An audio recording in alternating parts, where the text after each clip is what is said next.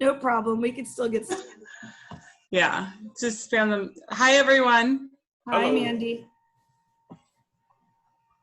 Okay, well, we can get started if everyone agrees. Hi, Robin. Thank you, everyone, for showing up today. This is a really important meeting. It is discussing, I'll just give you a background. As we get stuff from city or other planning boards. I'm Margaret Verismo, by the way. I am this chair for this committee this time around, and I've got a few board members. I sit on the Peninsula Community Planning Board. I'm also a community advocate, avid community advocate for our community of Point Loma, but also on the Peninsula. So what my job is to do is to really get in the depths of listening to our neighbors, our community members, and doing some studies and gathering input from all the social media outlets. I manage quite a bit of social media pages on Facebook, Instagram, and then I'm always on Nextdoor to gather your feedback. It is so crucial that although a few of us sit on these boards that are for the city and then for our community, that we develop some really good working relationships and listen to our neighbors. So that's why we have these subcommittee groups to gather information from all of you and then take it back to our Peninsula Community Planning Board to where the board is educated on your thoughts, feedback, and then we can vote on certain items that get sent to the city as a recommendation advisory board for the city. So I really appreciate that. Once we're done here with this meeting, you go back into your neighborhoods and you communicate the information that we provide for you and that what we're discussing here so that we're all on the same page across the board in the Peninsula. There's some really, really, really crucial stuff coming down the pipeline. I encourage you all to visit the Peninsula Community Planning Board website, which is www.pcpb.net. There's tons of committees out there that you can join Zoom meetings for, and just be in the know, be in the loop, know what's going on constantly in your community, and we will provide. I know that I go to Midway meetings and a few other board members go to the OB meetings, and we're all working together to make our peninsula a safer place for all of us. So tonight we've selected, I'm going to go ahead and introduce my committee members that are on this committee with me to kind of discuss what gets put on the agenda for our meetings. And Corla, Lucky, I think you're the only two. I've got Robert Tripp Jackson. He's really super involved with the Point Loma Association. He's not on this call yet. And then also Jim Hare, super involved with the city, has lots of experiences with writing and reading plans and all that good stuff. And I hope you all get to meet him at my next meeting. So Corla and Lucky. Corla, you want to go first real quick? Introduce yourself. Sure. Corla E. Quinta, and I am the treasurer of the Peninsula Community Planning Board and sit on this committee and project review. And I'm the CPC representative for the board. Awesome. Thank you. And Lucky, yourself? Yes, I sit on this committee and I sit on the long range planning committee with Corla.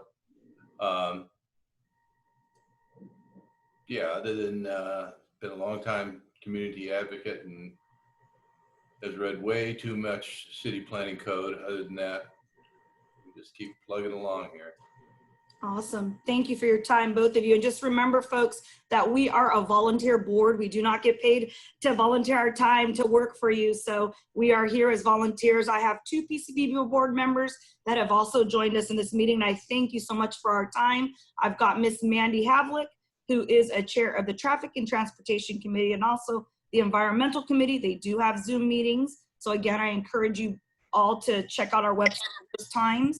And I've got Mark Krenzik, very important man in our Peninsula Community Planning Board as well. He reviews all the projects that come into our community and brings it to the board for review and approval. So he's got a tough job in our community. So I thank you both for joining this meeting. So with that said, a couple rules here before we get started so we can all, I want everyone, this is really important to me, that everyone gets a chance to speak from the community. So we have to kind of have some rules and regulations here just to keep, so we can get to you all, and I don't want to make sure I don't miss anyone. So I'm going to go and officially call this meeting to order at 6:13. And I want to go ahead over the things here. So if you can, you don't have to, but it's optional. If you can kindly mute yourselves. There's a little icon. I don't know if you can see me, but if you go to, there should be a little microphone thing if you could just mute yourself. Or if you scroll over your photo, a little pop-up will show up that says mute. If you can mute yourselves there, that would be great, just so we can kind of all hear each other. If you need to speak, kind of just raise your hand or hit the speak. And if I can't get you, go ahead and just unmute yourself. And you know, my name is Margaret. Just say, Margaret, may I speak, please? Because I'm going to try my best to put it on a view where I could see everyone. So if I miss you, please stop me, and I want to hear what you have to say. And then anything else? Professional Zoomers in here from my committee that I've missed? There's a raise your hand option. If you click on participants, there's a raise your hand option, and I will click that on mine, and it shows this, which sometimes is easier for the host to see. Thank you. Yes, I can see it. All right, so with that said, I really want to thank everyone for taking the time. I know we're all busy, and I hope, most importantly, you're all keeping it safe with the COVID. And, you know, we're almost there, San Diego. Just got word that we're doing so well, so let's keep it up. All right, let's go down the agenda. If you don't have an agenda, you can pull it up on PCPB's website under committees, under long range planning, and the agendas there. Hi, Cameron's here, one of my speakers today. Hey guys, how y'all doing? I'm here. Okay. Had to drop the kid off at soccer. I'm sorry. I'm here though. Thank you. All right, so let's move this along. So let's go into non-agenda public comments. Anybody that has some feedback or some input or wants to just speak up, go raise your hand, or you know, give us what you got. If you've got anything new or anything concerning that you see that's long-term, you know, that can affect us in our community coming down the pipelines, we may not know about it. So this is your chance to have 3 minutes to speak. So I'm going to open it up to the community first. I'll give you a chance to unmute yourselves. Oh, and I just want to do a disclaimer as well real quickly that this meeting is being recorded. So just want to put that out there, that this meeting is being recorded for the record.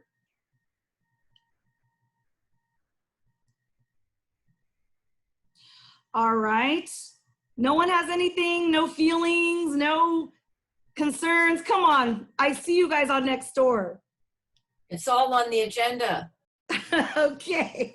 All right. So with that said, we'll move on to our first informational item of the STVRs. This is a big issue in our community right now. I know Ocean Beach has taken a huge action with this, and I put this on the agenda because I feel like the Peninsula definitely needs to address this with the city. I feel like the Peninsula Community Planning Board should take action somehow, some way, or, you know, just provide our thoughts on this. So does anybody want to speak on this? I'll go with my committee members first, or board members. Committee members first. Corla, Lucky, go ahead.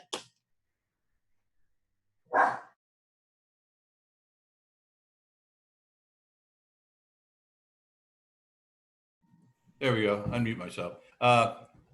Yeah, first thing I just wanted to point out was in Dr. Campbell's compromise that she's put forward, there's really a bad mathematical error in it. Now, I don't have it in front of me, so I'm just going to be ballparking wild figures as a point of illustration. One figure she says is something, well, at one point there was like 16,000 of these rentals in San Diego. And under her plan, it brings it down to, I don't know, 2,000. And she's saying it's going to be a reduction of like 70% of existing things. But if you read on, it goes on to say that there's another community, and I don't remember why, I can't remember, Mission probably or something, where there's like another 1,300 that are not counted in that base figure that's going to be left over. If you had a chance to read that. So this 70% figure she's touting is totally inaccurate, because even though, yes, there could be a tremendous drop is right. She has this figure, and then she says, oh, but here's this other figure that that we're going to add to, but it doesn't count as part of that base. And it's over 1,000 more of them. So I think it's disingenuous to be touting that 70% reduction figure when that's not accurate at all. That's what I had to say. Thank you, Lucky. Corla, you had your hand up?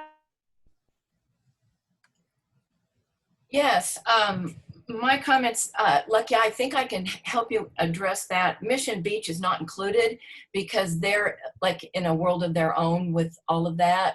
And I'm not sure the numbers are anything like that. And I just got a text message from Robert Jackson. He's at work. So I'm not sure if he's coming, but he just texted me. What I would like to do is make a comment. We had a meeting, Mandy and I were in on a meeting with D2 about STDRs, where she included, this is air quotes here, the community. That meeting was on June 26th, and it was short notice. Only 2 of us were able to participate. And we found out later, I just actually found out this last week, that the MOU was signed on June 24th. So draw your own conclusion. I'd like to read OB's statement, if that's all right, Margaret, about, it's a kind of short paragraph. Is that okay? Yes, please. Okay. The OB Planning Board refuses to support the MOU, which is the agreement they signed, or anything permitting whole home rentals until the existing code enforceability has been settled, and until the mayor election, and until the communities have been given a seat at the table with competing interests such as vacation rental platforms.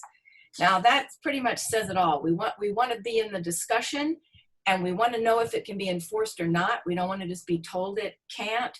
And I think we need to see what the new administration wants to do. Having said that, the Peninsula Community Planning Board traditionally has not been willing to take a position on STDRs. However, I think what OB has proposed and what I just read might be something that the Peninsula could get behind and maybe support or issue a statement. Now, there may be stuff here that people object to, and this is just informational, so we can't really take any action today. But I think we should put that on our agenda for discussion and come up with a letter or a statement, or do what OB has done. And I know La Jolla's, they're all over that stuff too. And I think that's something we should take up, and I would really like to see our board take a position and issue a statement.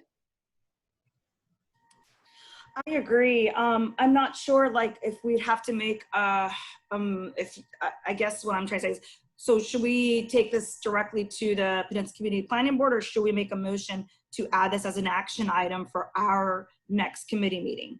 Well, we don't need to make a motion. You can just put it on the agenda next time, because Okay. it's not action, so we can't take action today in any way. It's just informational. So if you put it on the agenda, then we can discuss it, hammer out the language next meeting as an action item, and then bring it back to the board for Okay, sounds good. discussion. I had Alan, I'm so sorry if I'm butchering your name, Alandria? Alandria, yes. Yeah, sorry, Thank my connection is terrible, so I'm not going to turn the video on. So I was on a Zoom call earlier today with Airbnb and a number of local San Diego Airbnb hosts.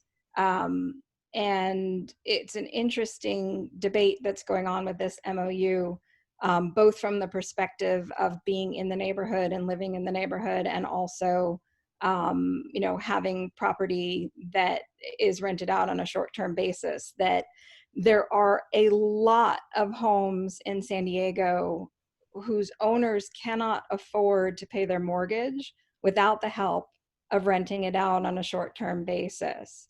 Given the situation we are currently in with the pandemic, with the rent moratorium about to end, with the eviction moratorium about to end, there are going to be a lot of properties that are going to be coming up on the market. If we also prohibit owners from being able to pay their mortgage by decreasing their ability to rent out on a short-term basis, or the long-term is not at issue, but a short-term basis, that floods the market even more with homes that will end up, because of that flood, decreasing the value of the rest of the homes in the neighborhood. I mean, we saw this happen after the 2008 market crash and the bubble with the homes previously, where there were homes in very nice neighborhoods that went into foreclosure and brought down the value of neighboring homes. So this is an issue. I agree with OB that I don't want the MOU, but I don't know that coming up with a complete restriction is the right way to go either. I care about my neighborhood. I don't want to see the homes in the area go into foreclosure. And to be completely transparent, I bought a house that had a second piece of property attached, and I built a small house on it and I rent it out. It's a 1-bedroom, and it's been a great support for us being able to pay our mortgage during this time. So I wanted to voice that and be part of this conversation, because that MOU that has Share San Diego having signed it, Share San Diego is supposed to be representing all of those homeowners who are renting, but they did not include any hosts in that conversation. So they don't actually represent the rest of the users. Thank you. Excellent points. Cameron Havlick, you're So I think when it comes to the short-term vacation rentals, the problem is the city needs to just actually enforce the laws that are already on the books. So when you buy a house, it has a certain zoning, and it's a residential zoning. It's not a commercial property. The problem with Airbnb is you're running a commercial enterprise on that property, not in accordance with zoning laws. So I don't have a problem with people renting out their homes as long as they follow the existing laws on the books. The city refuses to do this. The problem is, especially in Ocean Beach, which will eventually spread to Point Loma, is with every Airbnb that you have, that takes away available stock for a family to move in. Ocean Beach Elementary is on the cusp of losing their elementary school. And as we lose each school, we are going to lose our community more and more and more. Every Airbnb displaces a family out of our community and brings in vacationers who aren't paying the true price. Just like the Airbnbs don't pay the true price of operating in a commercial enterprise in a residential neighborhood. They don't pay for garbage. They don't pay the proper taxes and everything else. And I know that there's a lot of back and forth on it, but at the end of the day, you've just got to follow the laws on the books. The city needs to enforce the laws on the books, and they need to equally apply the law to everybody, not just in our neighborhood, but in all neighborhoods. And I don't like that we have this double standard of, oh, Mission Bay is going to go do this, but we can't do that. Or this neighborhood can do this, but they can't do that, right? We need to equally enforce the law to every person, period. And as far as like the property values and stuff go, San Diego weathered 2008 better than just about any other city there. So I'm not too worried about a flood of inventory coming in. I don't think that's going to happen, honestly. But if it were to happen, I think San Diego would weather any economic downturn better than most cities. But anyways, thank you for taking the time to listen to me. You guys have a good day. Thank you, Cameron. Excellent points. Denise, you're up. Your household is up. Go ahead. Yeah, this is Denise's husband, Chris. I just wanted to follow up with Cameron. I agree completely with what Cameron said. And add additionally, when you have families with small kids and you're used to partying on Fridays and Saturdays, that's normal. But when you've got families that are on vacation and they're here at 2 o'clock in the morning on a Tuesday having a party because they're on vacation in my neighborhood, that's a problem. So I just think that ought to be taken into consideration when we're talking about this stuff. That's it. Excellent points. Thank you. Are done there? Corla, you're next. I have a couple of questions for Alandria. You were in an Airbnb meeting today. They aren't involved with this MOU, are they? Am I correct in that statement? That is correct. They were not involved. They weren't invited to the table. And then when you described your property, you're on site on that lot. You have your house and then the house or your rental property. Is that what I Correct. heard? Yes, yeah, I'm on site. I see it at all times. That's why I'm concerned with the sort of blanket statements that get made about rental homes. It's not, there are absolutely bad actors. I will not argue with you. I see it all the time, but it is not everyone and it is not the majority. And so I just want to make sure that we are seeing both sides of this picture without making blanket statements and making blanket decisions. Thank you. Alandria, you had your hand up. Did you want to say anything else? That was actually what I wanted to say. Okay. Thank you, Corla, for prompting that. Absolutely. Good conversations. Lucky, you're next. Yeah, I guess my feeling is that first off, I have less of an issue with an Airbnb where, or a rental rather, I should say, that where the owner is either present and it's a room that's being rented, or it's an adjacent property as you're describing, Alandria. I find the owner has, I mean, the neighbor can go to the owner and say, quiet your people down or something. You have some sort of direct access there. So having said that, I still lean towards Cameron's point of view in some things. We all make financial decisions, and things in life change. Spouses die, all kinds of things happen. And what we find we can't afford what we had originally purchased. And that's a sad and difficult situation. But I didn't buy a house I couldn't afford to pay the rent on, pay the mortgage on. And while I understand how people can get in that situation, I'm not sure having commercial businesses in residentially zoned areas is the way that issue has to be handled. So, but without sounding like a heartless son of a gun, I do tend to think that while I sympathize when people get in that situation, I think we should follow the law. And just, I can't speak for a guy by the name of Corey Briggs, but I suspect if Corey gets elected as city attorney and Mara Ellis finally gets turned out, that you'll find legal situation and enforcement of some of our laws in this town being handled a lot more professionally. So that's my political plug for Corey. But other than that, that's all I have. Thank you, Lucky. Really quickly, Cameron, I see you on the radar there. I've got Tracy who just joined us. She's on multiple Ocean Beach boards and committees. We are on the subject. Tracy, Corla briefly gave a statement on OB's stance on this topic on the STVRs. Anything you can provide real quick for the group and the neighbors? Any updates and a little background from OB's side? Yeah, sorry, I'm really sorry I'm late. I had 6:30 stuck in my brain, and I was like, oh, it's 6:30, and I jumped on, and then I just realized that it was supposed to be at 6. So I apologize. I totally apologize. So OB's stance was essentially that we can't really make any stance because it's 3 months away from our elections, and many of us are hoping that with our new administration and possibly new attorney general or city attorney, that we might actually get a different response on the actual legislation that's already in place. So yeah, so we basically just said we're not going to take a stance until the elections happen and that we can feel out what the new administration is going to be like, or how they're going to feel about stuff. But I can tell you that many of us are a little mystified by the MOU. You know, I think we're in the same boat as many of the other organizations and groups in the community that feel like it was never proposed to us or to anybody else, and it just kind of happened, and it was presented as a, hey, look what great things we did, and you know, nobody really got a say on it.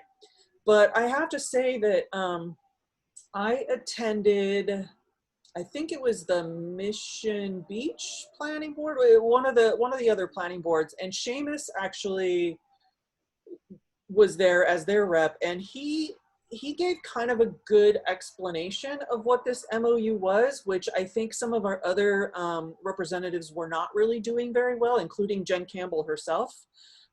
So what I understood this MOU to be is Jen Campbell has heard since day one that that people are concerned about STVRs. She knows it's happening. Her, community reps have been reporting back to her and saying, everybody's concerned about it.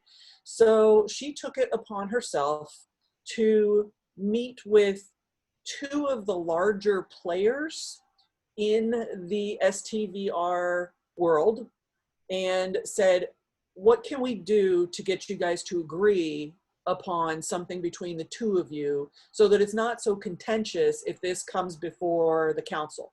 So it doesn't sound to me like the MOU, of course, is like set in stone. It's an agreement between these two groups that are very large players. One is pro and one is con. And that's all it is an agreement between them. It's not necessarily an agreement between the city and them, or the city and planning boards, or the city and town councils. It's just getting those two players together and saying, what is it that you guys will agree to? And they have it in writing, so they can go in front of the city council now and they can say, these two big players are willing to accept these. Can we work within these parameters? And when Seamus actually explained that to me, I was kind of like, oh, that makes a little bit more sense, because really the MOU is nothing except just a agreement between two parties. It wasn't necessarily an agreement that, Jen Campbell is going to make sure that that's how it lays out when the city council votes on it. It was just like, hey, we got these two people who are at, war with each other right now. Let's see if we can get them to agree. And it was kind of bringing, it was bringing the Crips and the Bloods together and like getting an agreement. So anyways, that was my understanding. And I actually kind of liked that feeling a little bit more, that, this isn't like an absolutely done deal. There's still a lot of negotiations to happen. And, I think that if people were better at explaining what that was, instead of all this contentiousness and, attacking that's happening, I honestly, I think that Jen did a really terrible job of explaining what it was. I think it would have been a little bit better for a lot of the communities to understand. So that was my interpretation. Like I said, I went to this other meeting and that's what Seamus had said. Now, honestly, is it true? I don't know. I tend to take people for their word, and we'll see, right? But we have 3 more months, and then we can figure out what's going on with that. And then we did have a couple of people on our STVR subcommittee that were pro STVRs, and they were basically, we can't afford our homes unless we rent out rooms. And, this is how we've gotten into the real estate market for ourselves. And one of my neighbors who's very concerned about, any legislation that like says no more STVR, she's very concerned that they would lose their home because, they bought a $600,000, almost $700,000 place. And, they wouldn't be able to afford the mortgage unless they were able to rent out a room in their STVR or in their home. So they are adhering to what I consider the kernel of what an STVR is, where you own a property and you rent out a room short term. The neighbor of mine absolutely understands that there are bad players in this group or in this game, and that there are people who are buying up entire apartment complexes and turning them into like mini hotels. And there are, equity firms that are buying up large groups of rental properties. And, there's a lot of bad players, and she understands that. She just wanted to make it very, very clear that it's important to some people to be able to afford to live here, to be able to still do the in-home, one room kind of rental situation. So I encouraged, people I know that are doing that to speak up, because I think that that's the root of the STVRs. That's kind of where they started. So that's what I've learned over the last couple of months. Thank you, Tracy. I really appreciate the OB updates. They're really important because we're so close. I'm going to have you come back on some other stuff in a minute here. Cameron, thank you for your patience. Go ahead. Just the last thing I'm going to say, and is there is a big difference between renting out a whole home and just a room and being on site, and I totally agree that there's a nuance there. But again, I default at the zoning, and so I'm going to quote Mark Krennick 2 years ago when I brought an issue to the board. I'm going to quote him when he told me is that if we want to do short-term vacation rentals, or not that, it was on a different issue, but if we want to change it, you need to change the zoning laws, and so we do have a way to change the zoning laws. So if all these SCV and so many of these community members who are pro for it and need it for their homes and all that stuff, so totally get it, right? Then they need to do what we all were told to do and what we have to do, and that's change the zoning regulations into a mixed-use residential commercial. And if we do a mixed-use residential commercial, then I'm fine with that because then the community voted on it, we updated the community plan, and we rezoned it. There's mechanisms to change the zoning to allow this to happen, but the problem is that people are too lazy to do so. So for 2 years, I've been fighting to rezone and get stuff rezoned. It's not easy, but it's doable. And if we as a community want to allow short-term vacation rentals, then we need to change the zoning. Until the zoning gets changed, then they're illegal. It's just a plain and simple fact of the matter. And I'm not very sympathetic towards it. So again, there's a mechanism for this. And if we as a city wanted to allow it, then we need to do a mixed-use residential commercial so that when I buy a home or make an investment in a neighborhood, I'm legally knowing what I'm buying. I don't want to buy in a mixed use. I want to buy in a residential.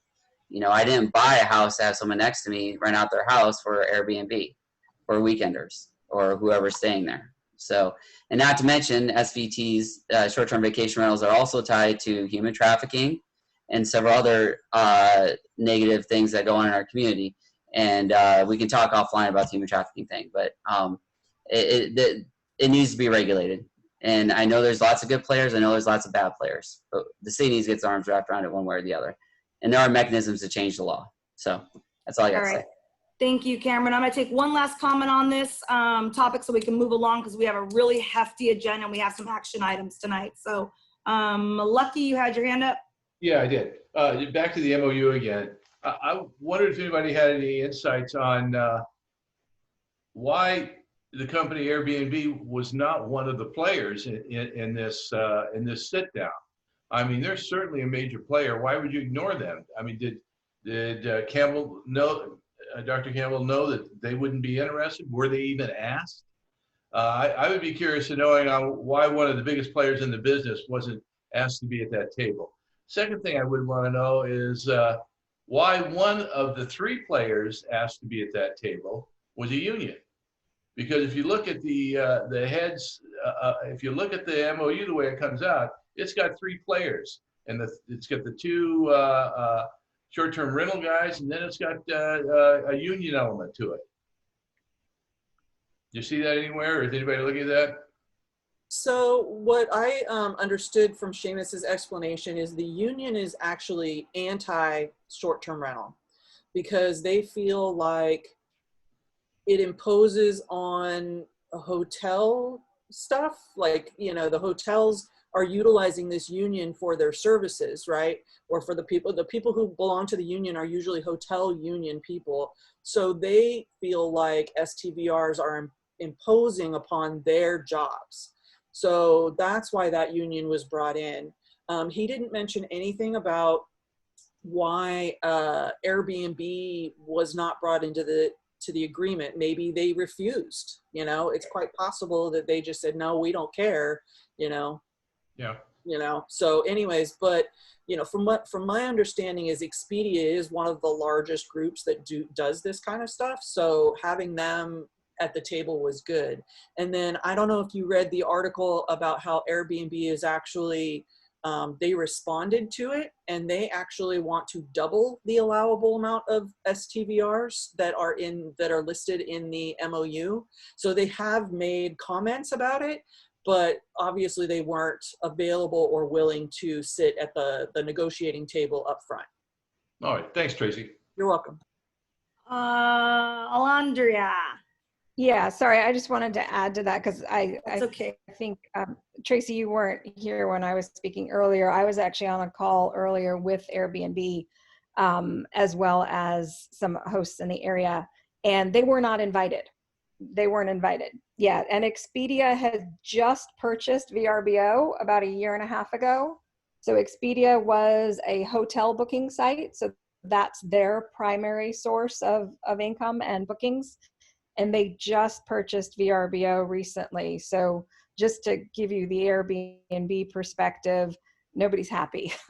I think in general, nobody's happy with this whole thing, but nobody's happy there either, because we've got hotel, which is Expedia, we've got hotel, which is Union, and then we've got Share San Diego, which apparently didn't actually talk to any hosts.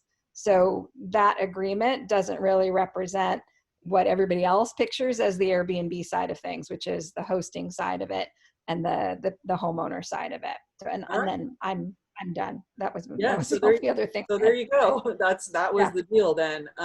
Yeah, I didn't dig deep into why certain people were invited and why others weren't. I was just, again, taking Seamus's word, But then again, I'm an optimist. I am too. I'm hoping it all works out for the best, whatever that may be. And that's why these meetings, these community meetings, are so important, to see both sides. I mean, there's pros and cons to everything, and just understanding, the needs, like you mentioned, Alandria. I mean, they were really good points that you made that really made me think, hey, there's this side too, that we really need to respect and acknowledge as well. Tracy, really quickly about the meetings, is there any other meeting coming up that the community can be involved in that's in regards to this? Or Corla, do you guys have any meetings coming up that addresses this, that the community can attend?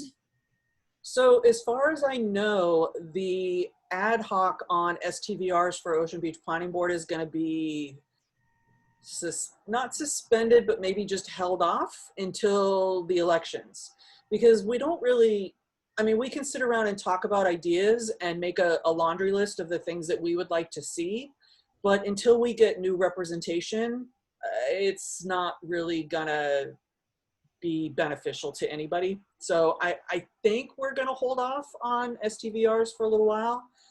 It's only what, 2.5, 3 months away, so it's not that bad of a wait. And as far as I know, we're not gonna discuss it in the main planning board meeting either. Awesome, thank you for that update. Any city meetings coming up that you girls know of, or anyone else that we can share? If you think of any, can you let me know, and I'll pass it on to some members. Well, I do know that every community in District 2 is meeting about this. Okay, Mission Beach, Mission Bay, Claremont, PB. Everybody is looking at these. They're also having conversations about complete communities, which I think you guys will be getting to later. So, if you're really interested in what the other, people are discussing, that might be a really good idea, is to just, chime in on some of the other D2 kind of, meetings, because then you'll get to see how other people are responding. So awesome. And I just want to put it out there again, everyone, that I will be making really detailed meeting minutes from this Zoom meeting that I'm going to pass on to the District 2 members, and also post on our Peninsula Community Planning Board. So that way they see what we've discussed, what our concerns are, what our issues are, and what our feedback is. I'm going to make it super detailed so they read it and know. So with that said, thank you for leading me into the next topic, Tracy. We're going to get a brief presentation from Cameron, who has dedicated lots of time into this very important complete communities plan. Can you kind of really quickly, Cameron, for those that really don't know what the community plan is, just give like a brief detailed outline of what it is and how we can be impacted by it? Yes, I can. Yes, I will. Hey, everyone. So Cameron Hellick here. So I've been looking into, during the COVID coma, the city has came up with an initiative called Complete Communities, Housing and Mobility. And so basically, this is how our mayor wants to try to shape San Diego going well into the future in his last few months in office. And so it's really important that we get our arms wrapped around this and understand the impacts on how this is going to impact our community. Marty, were you able to figure out how to put the presentation on Zoom? If not, that's fine. No, I didn't get a chance, but if you all want the plan, you can email me and I'll send it out to you, or Yes. Cameron, but you can find my information on the PCPB website. Most of you already have my email, and I'll send it to you. Yeah, if you email Margaret or myself, I'll put my email address in the chat, and I'll give you a PowerPoint on it. It's really important that we understand this. So in order to understand complete communities, you first need to understand the impetus for complete communities. So this complete communities all started with State Bill 743, and basically it's forcing all the cities in California to change how they look at traffic, right? So it starts with mobility changes. So the city has a response to State Bill 743 with mobility choices. And so basically, State Bill 743 requires all the cities to reduce all the traffic throughout the city from what their baseline is now to 85% of baseline. So we have our baseline traffic that all the smart guys have determined that the city of San Diego has, and the state wants us to reduce it to 85% of that over the next 5 years. All right, and so in order to do that, the city came up with something called complete communities and mobility choices, right? So mobility choices focuses on how far you drive to work versus how long it takes you to get there. So traditionally, over the last 50 years, the city has looked at something called level of service, and that's how fast you're able to drive through a community to get where you're going as a marker for how you do stop signs, where the traffic flow is. It's pretty much set up everything, our modern day San Diego of how we drive, right? It's all about the level of service. Well, State Bill 743 says you can no longer look at that. You're going to look at the vehicle miles traveled. And so basically what the state and the city cares is if you drive 1 mile to work, right? They want you to drive 1 mile to work, but they don't care if it takes you 30 minutes to get there or your car's idling. They care that you only drive 1 mile to work versus it only taking you 10 minutes to drive 5 miles to work. It's all about how far you drive versus how long it takes you to get there. So kind of keep that in the back of your mind as the impetus to all this. So the city and the state analyzed our traffic patterns, and they divided the city into 4 mobility zones, all right? Mobility zones 1, 2, and 3, and Tracy, this is going to impact your community even more than ours. So mobility zones 1, 2, and 3 are already at 85% of baseline or less. So they're already meeting the traffic requirements from the state. Mobility zone 4 has in excess of the baseline. And so the state bill said, we want you to reduce those vehicle miles traveled in mobility zone 4 throughout the city. But the cities took a different approach. They said, you know what? We're not going to put buses up in mobility zone 4s. We're not going to do public transportation. We're not going to do any infrastructure updates in those areas. Instead, what we're going to do is we're going to densify mobility zones 1 through 3, and we're going to have so many people live in those areas that it's going to bring our entire baseline down to 85%. So we're going to massively increase densification in communities that are already meeting their traffic goals, so that we don't have to do anything in these mobility zone 4s, okay? Here's a picture. You probably can't see it very well, but it kind of, upside down, I apologize. Well, it doesn't come out very good. The bottom line is this, mobility zone 4 is kind of on the peninsula and in the suburban areas. Cameron, hold that up, because we can see it.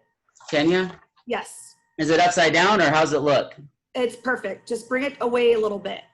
There you go. Okay. So the areas in yellow are the places, mobility zone 4.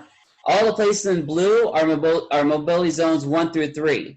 Now, the key takeaway for us is this, is most of our coastal community, with the exception of the peninsula itself, is in mobility zones 1, 2, and 3. And the city is looking at densifying those areas. Here's a close-up of the peninsula itself and what they're looking at doing. So please note, I gotta make sure I like this. No, we can see it. Good. That's perfect. Yeah.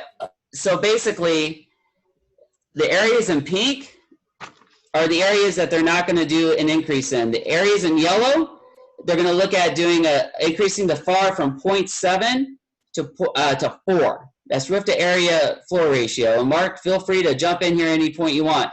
But basically, it will allow you to densify your lot, pretty much build on the entire lot and go up to 30 feet. without any consideration for what's going on around you. And then Ocean Beach, if you notice in that turquoise color, they're going to increase your FAR to 8.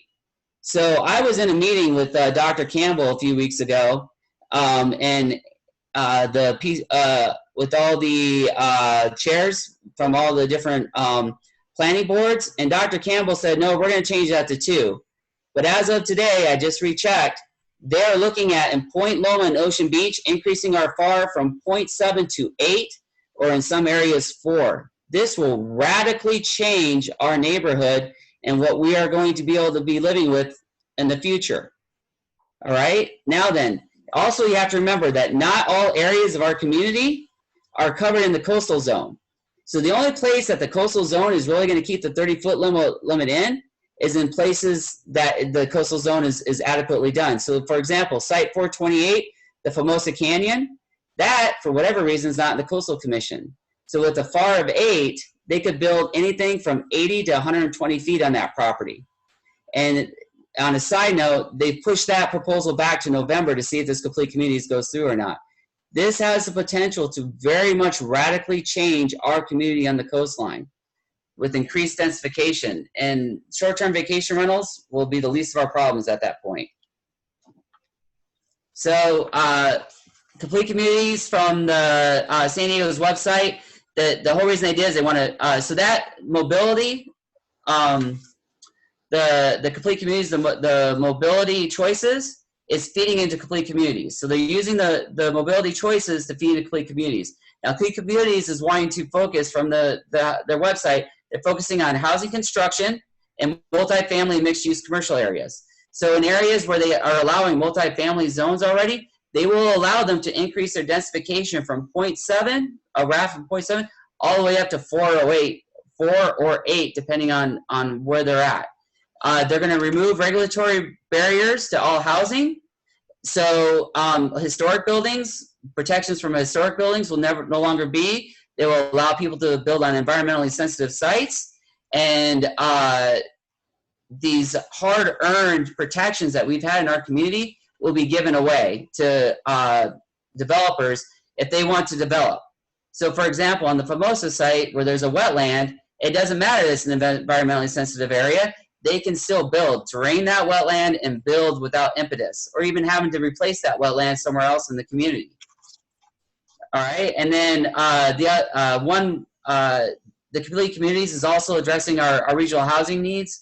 I did want to put this out that right now, over the next 8 years, the city and state have assessed that we're going to need 108,000 units for the next 8 years. 108,000, and our annual housing production in San Diego is 4,000 to 5,000 units. We need to triple our housing production just to meet our 8-year average.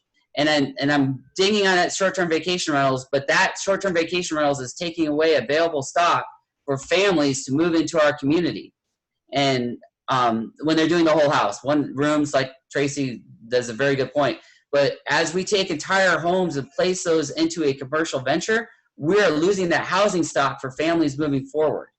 And so I wanted to point that out, that there is a need for more housing in San Diego, but we need to do it smartly and sustainably, not just throw it out there. So right now, the areas in pink, here's the full map, but here's the peninsula. The areas in pink are the areas that are currently designated as multifamily use. All right, so that's going to be all along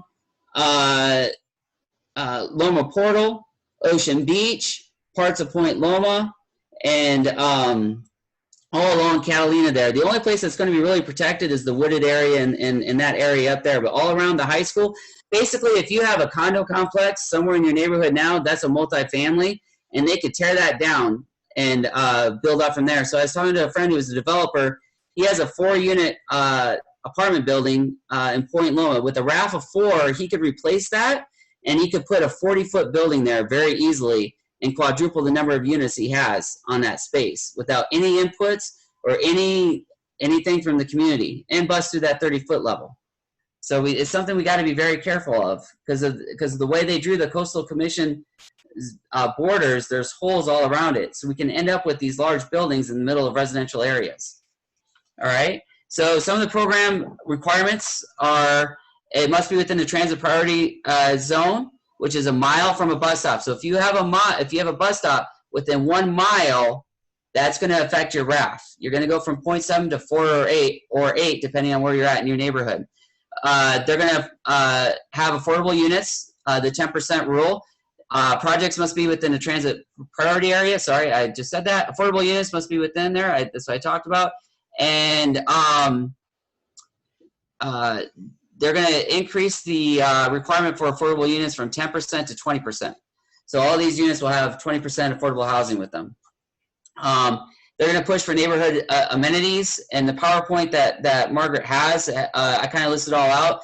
But basically, they're going to have $9 per square foot to go into a neighborhood enhancement fund, or construct an on-site public promenade or 25,000 square feet or larger with street frontage, i.e. like a shopping district. And they're going to try to give that tax back to the community. All designs must implement pedestrian supportive design, meeting bulk standards for buildings over 90 feet, and it has to have buffering on it. So that's kind of what they're doing.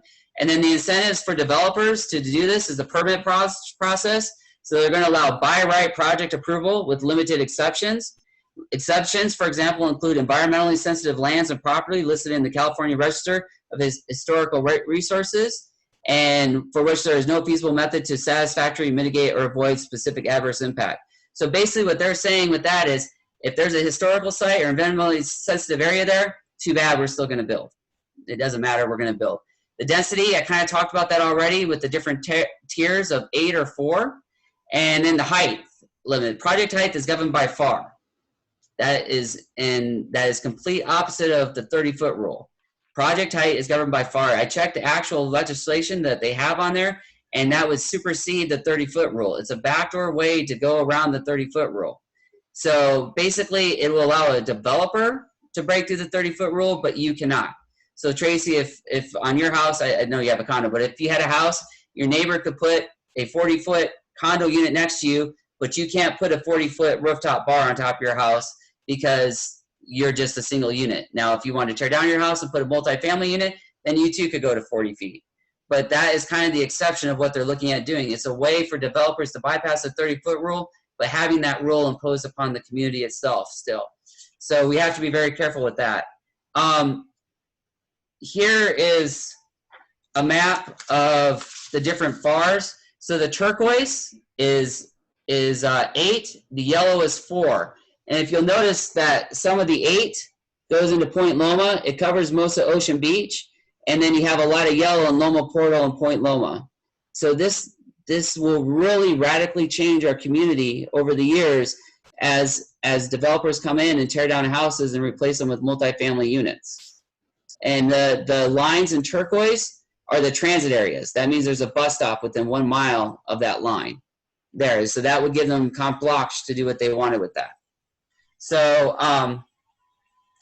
those are some of the things. And then the last incentive is they're going to waive development impact fees. So no longer will you have to pay development impact fees, but they are going to force them to put 20% of their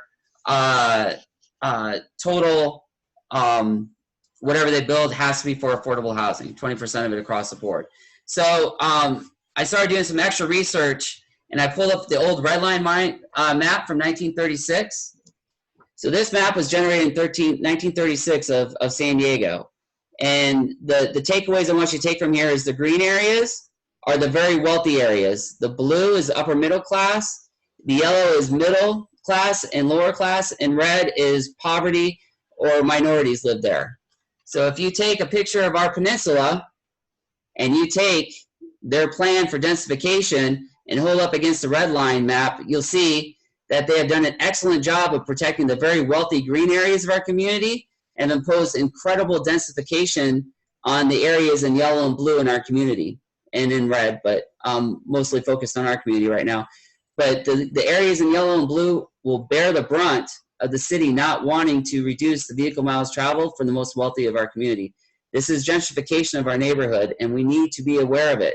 This is going forward without any inputs from the community. The city council tabled it until I think September, but this is going forward with or without our inputs, and we need to do something about this.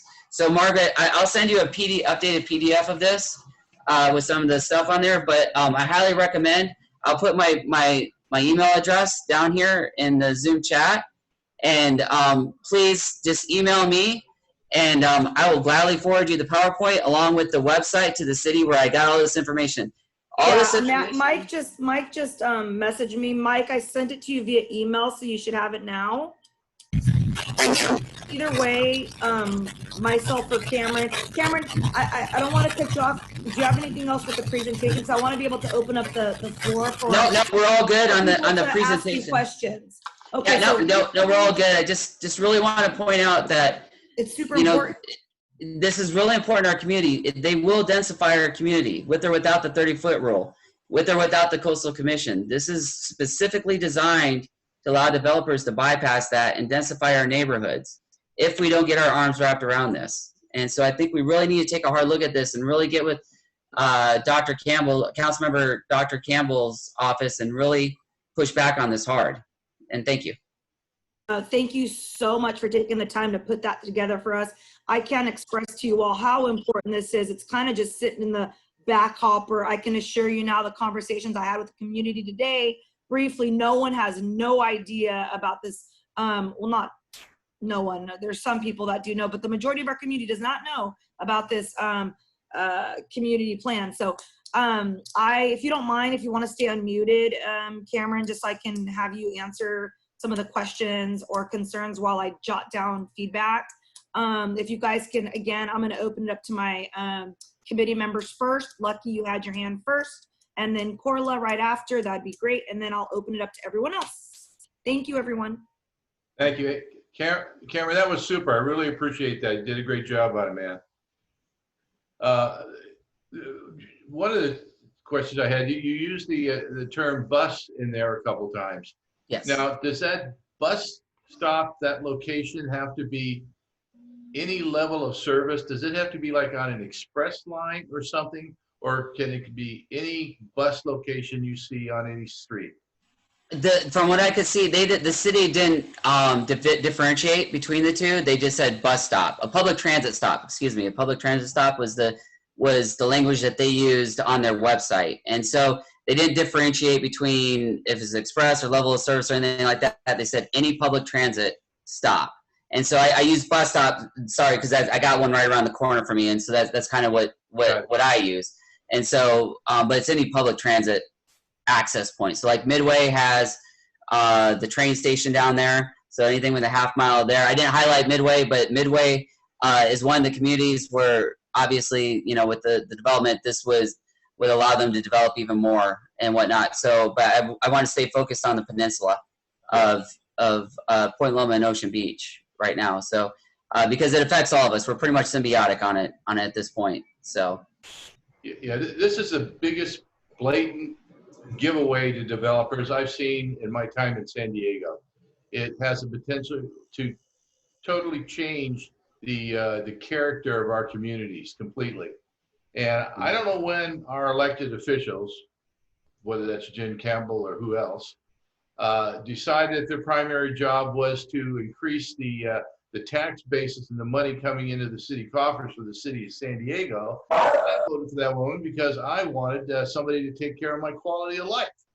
I'm not about increasing the tax basis to the city of San Diego. And a lot of this about affordable housing, I've been hearing the affordable housing call in San Diego for the last 40, 50 years, trying to make affordable housing in one of the best beachfront communities in the world. Yep. is just a nonstop, not going to happen. Any logical person could figure that out. You got the Pacific Ocean on one side, you got Mexico to the south, you got the desert to the east. We've only got so much space here. And the only way you can make San Diego affordable is to destroy the San Diego that all of us moved here and wanted to live in. Now, if you want to turn it into something like the beachfront up at Victoria, Columbia, which has nothing but massive one after another apartment structures right along its coastline and things. Yeah, you can do that, but I don't believe, I know we're never gonna go back to being a sleepy little Navy town again. And I wouldn't want that. But I think at the same time, making this absolutely impossible to live in is just a horrible thing for our elected officials to be doing. Why aren't they protecting our quality of life at all? Why is it all about, let's make more money for San Diego? That's not why I elected those people. So that's it. I agree with you. Corla, you're next. Okay, well, this is going to segue us into the housing element as Don't well. go there yet, though. Yeah, I know. Well, but this all overlaps, and so I have a couple of comments at the OB Town Council meeting. I don't know if it was the most recent, but one I attended recently. Dr. Jen, whether we can trust that or not, says not to worry about complete communities right now. I'm not sure what that meant, but that was her blanket statement. I'll comment on the TPA. But Corla, real quick, I hate to cut you off, but I just wanted to say something on that. I was at that meeting too, and the only thing I can say on that is, as of today, she hasn't changed it. She advocated that, oh, we're going to change it to a RAF of 2, and nothing has changed on it. So I'm a little suspect on that alone. I'm sorry, I didn't want to cut you off, but I wanted to really capitalize on this, that she is saying a lot of things, and her follow-through has been something else, especially with that, like that short-term vacation rental thing of, oh, hey, we're going to go out to the community and get their inputs, but I signed the MOU on the 24th, and she really wasn't upfront on what the MOU was about or even how it was done. Even if there was, like Tracy said, it might have been a bad thing. My point being is, she said it was going to be 2, but as of today, and the language on, because they have the language of the law that they want to pass on the website, it's still 4 and 8. Right, and so anyway, the comment period for complete communities ended on June 15th, and the majority of us didn't find out about it until after that. So again, the communities has been left out. I will comment on the TPA map, the Transit Priority Area map, and that came down from SB 743, and I've had a copy of that map for probably a year and a half. And everybody should look that up, just SB 743 TPA map, and it pretty much, the whole city is yellow. They have yellow circles on what a transit priority area is. And to explain that, that means existing or planned within the next 50 years. So basically what they've done is given themselves right to do kind of what they want. All these are, as you said, it's ministerial, and all the planning boards are against that. We want to see these projects. We want to see what's coming down before that. When you're talking about those RM zones, though, and I wish Jim were here because he understands this way better than I do, but I believe we have a CPAWS on the Peninsula, which is a CPIOZ, a Community Plan Implement Overlay Zone, that helps us with our height on those RM zones. So I think we may have a way that may not be as dire and as bad as you think. However, I don't know. That's the problem. That's the problem with split communities, is it supersedes all that. And I agree with you. We have that overlay. Ocean Beach has an overlay too, and I know that. And the problem is the way they wrote this, it doesn't protect us. And that's what I'm concerned with. And I do wish Jim was here, because Jim is much more in tune on than I am. I can only go off what I read. I can only go off what's on the website of the city.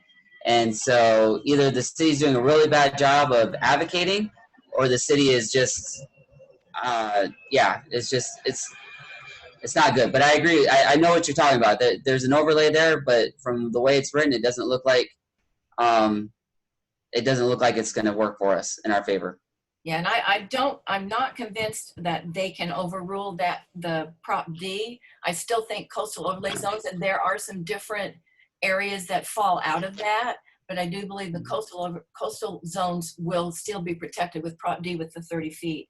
So, well, I think they'll end up in court. I agree with you. I think it's going to end up in court. I agree with you. I don't know how enforceable this is ultimately, but like, for example, like the Famosa site 428, that's not in the coastal zone.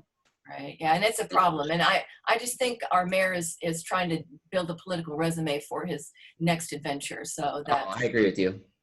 Yeah, I agree with you, Corla. All right, let's keep it moving along. Let me open it up to the community. Any input from the community on this? Questions for Cameron? It's a complicated thing. Just please give Margaret or I your email address. Take a look at the PowerPoint. I highly encourage you to go on the city's website. just Google Complete Communities, just go to their website. It's all right there, and just start reading it. It was quite shocking, and that the city just they're really taking advantage of the COVID coma to try to push something through that really has the potential to really change our neighborhood, in particular on the coastline. And Corley is 100% correct on a lot of things. I really think if something like this went through, you'd see a lot of things wrapped up. But when I looked at the Coastal Commission map, which I should have probably included on this, there's holes in that on where the Coastal Commission can and can't do. And you gotta remember the Coastal Commission was drawn in 1978. So those borders were all drawn. And so like there's places along the portal. So like the Site 428 is 0.9 miles from the ocean, and they have purview all around Site 428, but they don't have purview on Site 428. And there's places like that all along throughout Ocean Beach and Point Loma. I don't know why they drew the map the way they did, but it was certainly interesting. Lucky. I was just going to say, I think if you go to print it out, I think it's somewhere around 84 pages long. Is that right, Cameron? I think somewhere in there. It was 6, back, front and back 6. No, on your PowerPoint, yes, but I'm talking 16 about pages. the community's bill. Oh yeah. He's putting forward, I think, is 84 pages long. Yes. Yeah, that's a substantial printout. I'm just saying. Yeah, it put me to sleep many a night. All right. Well, I just want to say that this was a good informational. Tracy had a question, I think. I'd like to keep this on our radar in this committee. I'd like to eventually, I don't know, take some sort of action on it on the board's behalf, as far as a letter being sent that says this is how we feel, this is what, the community, how they feel, and take some sort of stance on it. I mean, letters sometimes do help. So I'd like to keep this on our radar. It's not going away from this committee.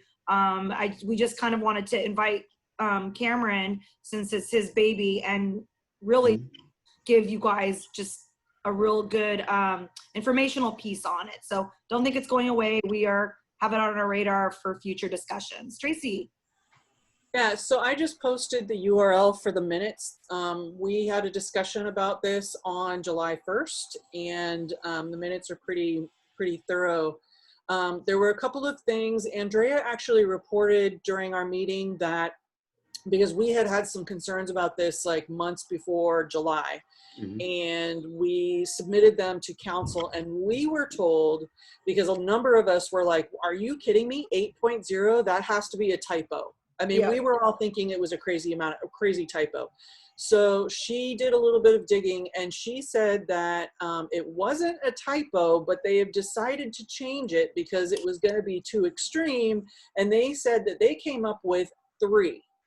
So instead of 8, now it's 3, but you're saying that it was 4. So now I'm not exactly sure like which way it's going, right? Yeah. So I would encourage you guys to take a look at the minutes for July 1st. And like I said, I posted the URL in the of the draft minutes in the chat, so that you can read the whole discussion that happened between the entire board and the motion that we submitted, which lists out the things that we would like to see changed. One thing I did want to mention, though, is that we had a really big concern about the affordable housing units that didn't have to be built on the same site. They just had to be built in the same zone. And we were, a number of us were extremely upset about that, because it's not inclusionary housing, it's exclusionary housing. And it's a really good way to create slums. And we just decided that that wasn't really something that we wanted in our community. But she said that when she talked to somebody about this, they said that the affordable units on site are in the housing element, and they are harder to take out of complete communities because it's already been established in the housing element. So apparently this housing element that came before complete communities is what is controlling that. So I'm not exactly sure if there's still wiggle room on that, but like I said, the entire conversation that the board had is in those minutes, and I would definitely encourage you guys to read them. I think we had a lot of the same concerns, and maybe some different ones too. Oh, Margaret, you're muted. Sorry, it's really important that we do get Ocean Beach. And I see that Kathy Keaton, yay, has joined us. She is the chair of Midway. I'm so thrilled because we do have Midway on our agenda, just so we get a real good, you know, communication piece of it from your planning boards. I mean, hear and see out there in the community, but to get representation from your boards really helps us a lot. We do need to support each other, and that's what's real important to me. And I know a lot of the committee members is you know, the communication between OB, Point Loma, and Midway. So thank you, Kathy, for being here today. I really appreciate it. We've got you on the agenda. And if that's all good to go, we can move forward so we can, you know, get through these important items. So I'm going to skip over on the agenda the City of San Diego's housing element. Huge, huge, huge, important for us. Jim Hare, he kind of brought that to the table. He was the chair last term, and so I want to keep it on there to discuss. So hopefully next meeting Jim can present on that, and that would be great. So with no further ado, Corla, you're up with a quick, brief CPC report, which is equally as important. Thank you, Corla. Well, I think I'm going to give a CPC report at, it all melts together. I'm going to give a CPC report at the board meeting. So in the interest of time, but I would like to address, since Jim is not here, the housing legislation code package update. That's part of the CPC report. That's all in my notes. Great. I wish Jim was here because, you know, again, he understands things so much well, but they presented proposed amendments to the San Diego Municipal Code to address recent state housing legislation to ensure compliance with state law. Jim asked a question at the last board meeting about how does the city align with the state, and this is all part of this housing element. Cameron touched on it. We need to add 108,000 regional housing units from 2021 to 2029, and this is how they're going to do it. The code needs updating due to state legislation that passed in 2019 and was implemented in January of this year. These issues are mandated to meet local planning and housing needs. The homeless are now allowed in commercial zones. Affordable, the density bonus and transit priority areas are for very low, and moderate levels. The city is going to update the parking tables on required parking. They will strike companion units and junior units and add new state regulations into city language to comply with parking relief and update all base zone tables. ADU, one ADU and one junior ADU can now be on a single family lot. Multifamily lots can have up to 2 additional units, and they must allow an 800 square foot ADU regardless of FAR. And there are now incentives for small lot development, and these will be ministerial, so we won't see them. And I'm not real familiar with that small lot incentive. So what this leads to other issues, they are looking, well, basically what they've done is there's no single family zone any longer. So you bought your house in a single family zone, that is no more. The city is looking to exempt ADUs from requiring coastal development permits. However, Prop D overrules density bonuses. Projects are not required to become before planning groups. It is now suggested. Tiny houses on wheels are not considered ADUs and can be added in addition to ADUs. And then there's something new called efficiency dwelling unit, and that's 150 to 800 square feet on a small lot. That's another new one. That's what's coming down. And then in our action items, when we get there, I will kind of discuss that. But what was very disturbing and frustrating to me was that in CPC last month, when they were presenting all this, the city was talking about all this. If somebody hadn't specifically asked the question, is this all state mandate, or is the parking, you know, is there something the city's got going, and what's the difference here? And sure enough, the city's trying to slide stuff through with the state legislation. They were a little bit less than transparent. So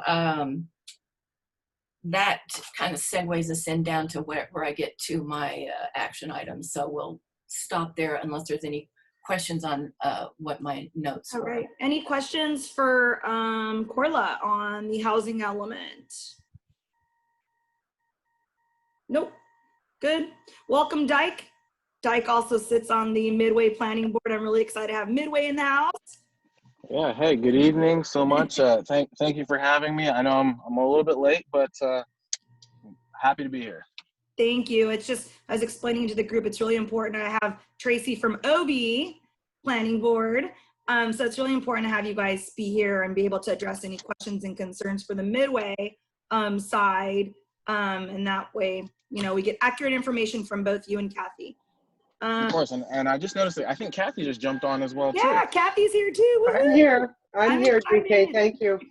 Thank you. Okay, so our first action item tonight is the Midway District. So before we get into that, I'd like to kind of have, Corla, do you want to speak on it at all? Dyke and Kathy kind of I do. I'd like to hear questions. what they would like to say, but it's my understanding that the city's in lease negotiations only, and that these plans that have been presented are really may or may not move forward. So I'd like clarification on that. And then I was at the city council meeting. Are we talking about the 30-foot height limit or the whole thing in general? It looks like 30. The whole thing in general. That way we can get, like I said, I think it's really important that we have Dyke and Kathy's time to really be able to explain to us some of that stuff that is kind of like in limbo and we're just kind of hearing out there in the community. I'm sure, have the most information for us, most accurate information since they sit on that board. Yeah, because since we're relegated, I would address all of it. On our, our action item is only about the 30-foot height limit. So do you want to stick with that? No, I wanna be able to address the other stuff too, because it's equally important. I may have missed putting it on there, which I'm fine with. But yeah, we can go into the 30-foot height limit for now. I'd like to hear what Kathy and DK have to say. Kathy and Dyke, do you mind, Kathy, kind of cluing us in on that project? No, not at all. I'm not sure. Are you talking about the RFP project for the sports arena? Yes. I can tell you what I know, which isn't a lot. Okay, thank you. I think as everybody knows, there are two proposals that there were 4 proposals. 2 of them were, I guess, deemed not adequate to be considered. So there were 2 proposals moving forward. That's totally up to the city. The city has a committee that is evaluating those. They are sharing their comments or their thoughts with the mayor, and that will be the mayor will or won't announce something when the mayor gets around to announcing something. They could agree to, and at this point, neither of those proposals were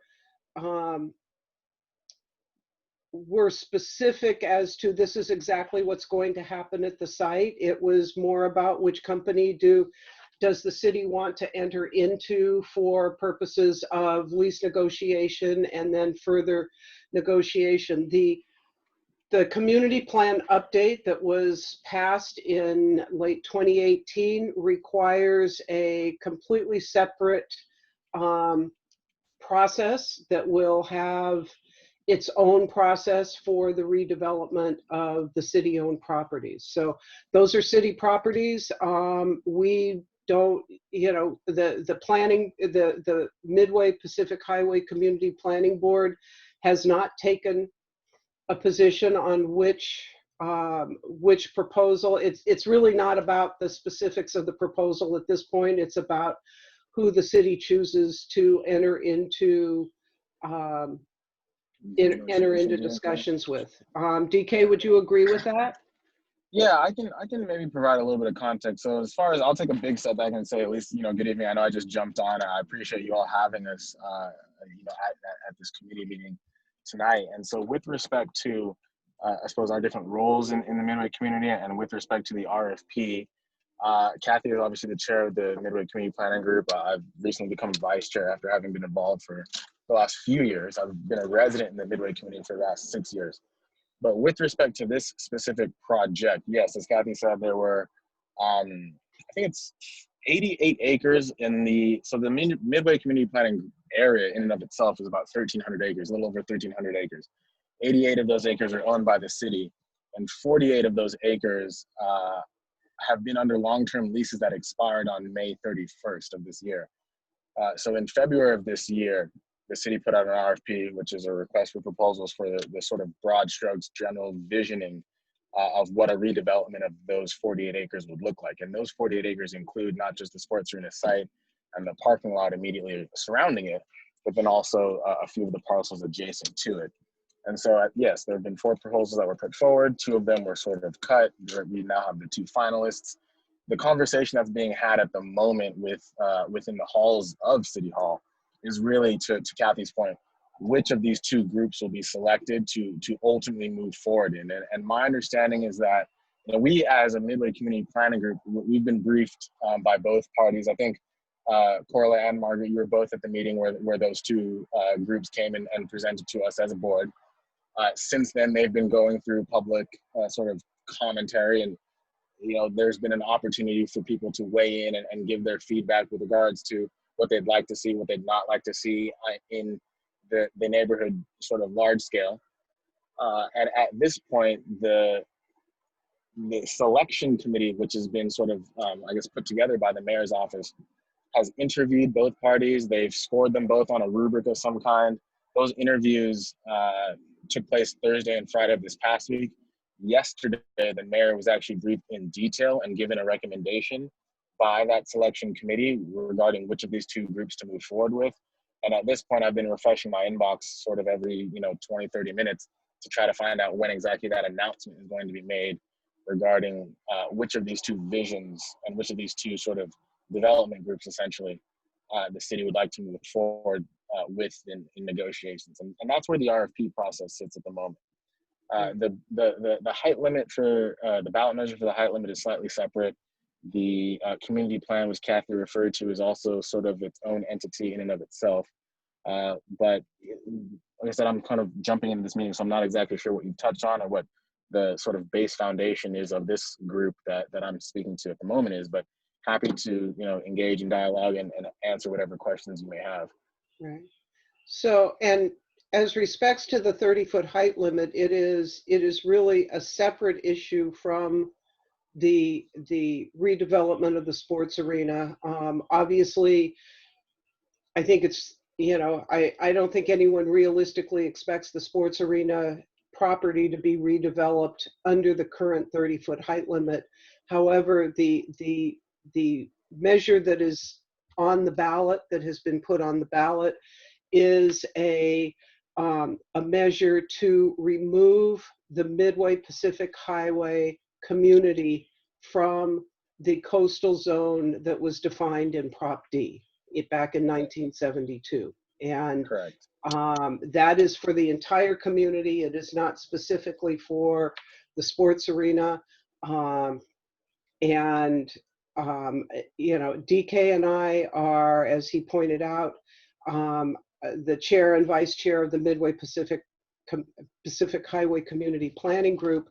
He and I individually, and not as part of the planning group, are the, what do they call us? I guess principal officer, I think is the technical Principal term. officers of the campaign, the formal campaign that has been formed, which is San Diegans for Midway Revitalization. This is a community effort to get Measure E. It's now been named Measure E passed. So I'm kind of taking off my Midway hat, my Midway Planning Board hat, putting on my campaign hat, available to answer questions on why the community feels this is important. This is not a swipe at Prop D. This is not an effort to start removing the 30-foot height limit from the coastal zone. The community feels that for almost 50 years now, we've been inadvertently included in a boundary that was an arbitrary boundary that was west of the 5 when that was drawn. And, you know, I don't think, particularly for folks that live in Peninsula and are in the Midway community, you know, frequently, you can see what that limitation has done for us. We are a blighted community with really very little opportunity to revitalize or redevelop with that limitation. We are not a heavily, we don't have a high residential population at this point in time. We do have 10,000 additional residential units slated for development under the community plan. But the chances of much of any of that ever happening without a change here is pretty slim. And you know, so we are not a coastal community. We are absolutely 1,000% in support of the 30-foot height limit for coastal zones, for coastal communities. We are not a coastal community. We don't have view corridors. We don't have beach access. We are not planning to build expensive, the plan is not to build expensive luxury high-rise condominiums or expensive homes. It is to build middle and lower income homes that can be occupied by families and individuals who want to work and live in the community and be near a transit-oriented area. Yeah. So I guess I don't know what else I can say about it. DK, please feel free to hit on whatever I've missed. I think Kathy, we've sort of said a lot in the last couple minutes, and so I definitely want to take a step back and catch my breath, if nothing else, and give whoever else is part of this meeting the opportunity to sort of articulate any specific questions, and then we can kind of just take them as they come. Sure. One other comment that I would like to make, and it's something that we heard it when the community plan was moving forward, is, you know, well, what about traffic from the peninsula? What are the traffic impacts going to be if you add all of these people and you add all of this? The reality is that with the plans that are currently in place, traffic will actually be somewhat less. Because we will be taking the commercial element, some of the commercial element out and replacing it with residential, which has a lower ADA. The other thing that we've heard is, well, you need to get the infrastructure in place before you redevelop any of these areas. And the reality is, it doesn't work that way. The infrastructure is paid for through redevelopment, and the money, as I'm sure many of you who are on the planning board in Peninsula know, you have diff funds, you have infrastructure fees. The money for infrastructure comes as you redevelop. If we are not allowed to redevelop, there will never be any improvements to infrastructure in Midway. So with that, I'll stop. So really quickly, I just want to again thank Kathy and Dyke for making this meeting. Dyke and Kathy, this meeting basically is the Long Range Planning Committee meeting, which is a subcommittee of the Peninsula Community Planning Board. We pretty much discuss everything here and then take it back to the board for vote or suggestions or feedback or just general input. So it was really important for me to have you here today, and I really truly appreciate it, because I believe it's just educating the community a little bit better on the difference of Midway not being a coastal community and having different rules and regulations and all that stuff in the plans, and a completely different community plan. We also want to be very supportive of Midway, as we are with Ocean Beach. So we know you have this development coming through the pipelines. So what better way to hear, you know, the project coming from both of you and your board, and understanding the wants and needs from the Midway Planning Board and how we can better educate the community. I know for myself, I learned a lot speaking with Kathy and Dyke on what their needs were on this project. And I even misquoted Kathy, I'll admit it, on this project. And I truly apologize, because it's really important to understand the difference in this ballot measure that's coming through. And it's just specifically for, height development. So thank you again. And now I'll open it up to the community and committee members. So I think Lucky, you had your hand up first, and be easy on them, because like I said, Kathy mentioned, they don't have a whole lot of information. They're going to do their best to provide what they have. And they do have a board meeting. Kathy is really, really good at inviting and having neighbors participate in their board meeting, which is tomorrow, right, Kathy, at 3 o'clock? Yes. So you're welcome to join that Zoom meeting for more information as well. Go ahead, Lucky. All right. Actually, I think Corla got in there before me, but okay, I'll go ahead. Yeah, I had a couple things. First, that when you said that this is not a swipe at the rest of the 30-foot height limitation areas, I would disagree with that strongly. I would think this is that small drip of water, that tip of that wedge, the government slides into something that starts a process where pretty soon everybody else is losing their 30-foot height limit. So I understand why it's an archaic designation for your particular part of town, but I think eliminating any 30-foot height limit is a dangerous step to take. Second thing I had was that I think you're eliminating a job area. I traveled it, and I understand the warehouse look of it and everything, but it's a destination workplace for a lot of people that they go to, and so that's one thing. You're gonna, the idea is, you said something about tearing that down so people can work in the area. Well, you're going to tear down the jobs that people would be going to out of these new homes.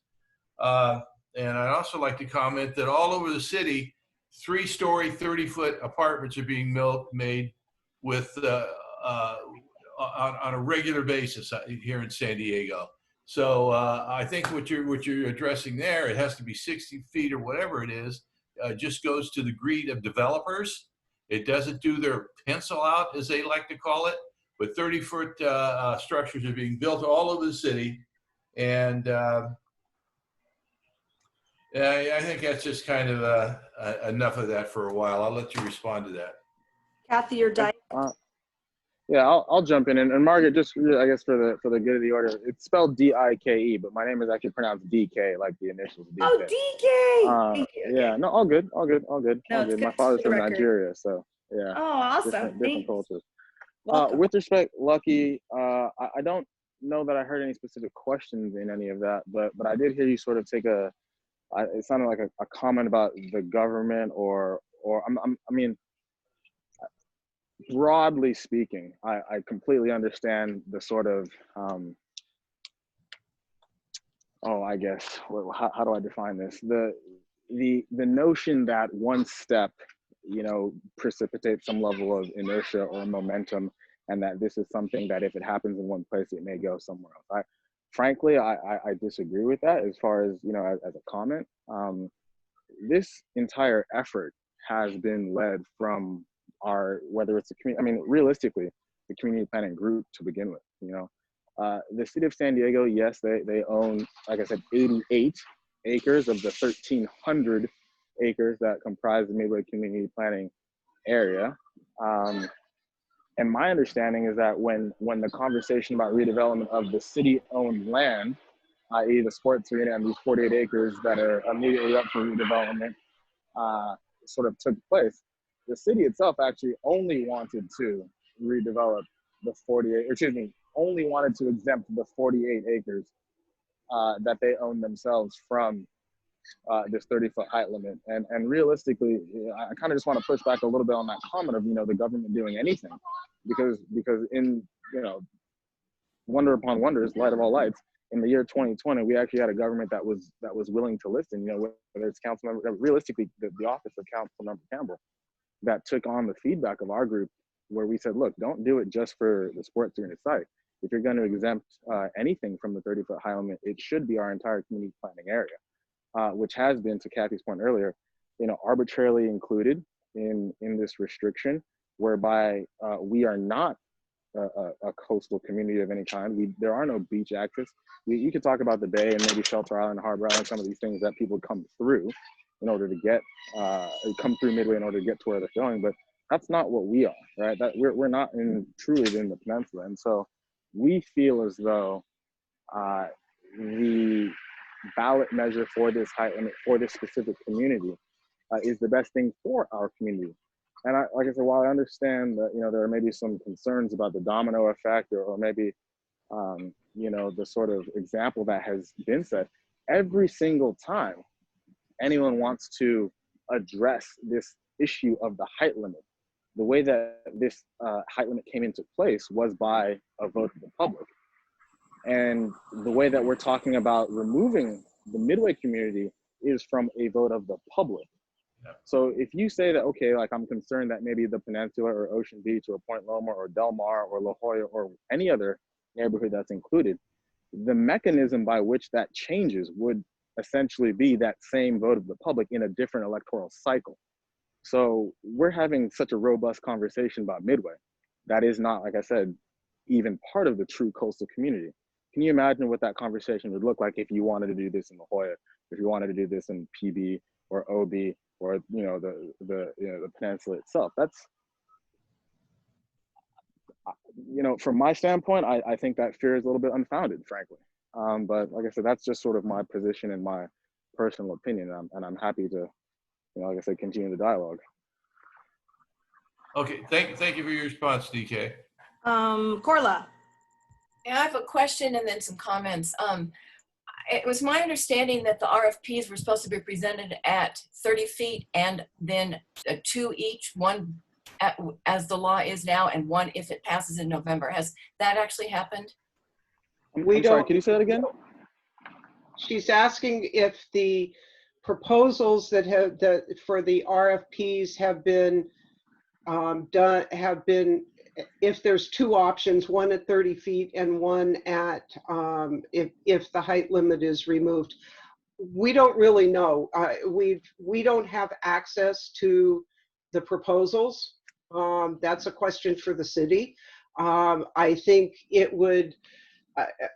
They are tied together, but it's more a matter of timing, because this has to go in front of in order for any changes to the 30-foot height limit, it has to be a citywide vote. So the fact that we are on the ballot now, and the sports arena is in discussion for redevelopment now, are really kind of, I'm not going to say they're coincidental, because they're not entirely, but the removal of the 30-foot height limit is really separate and apart from the proposals.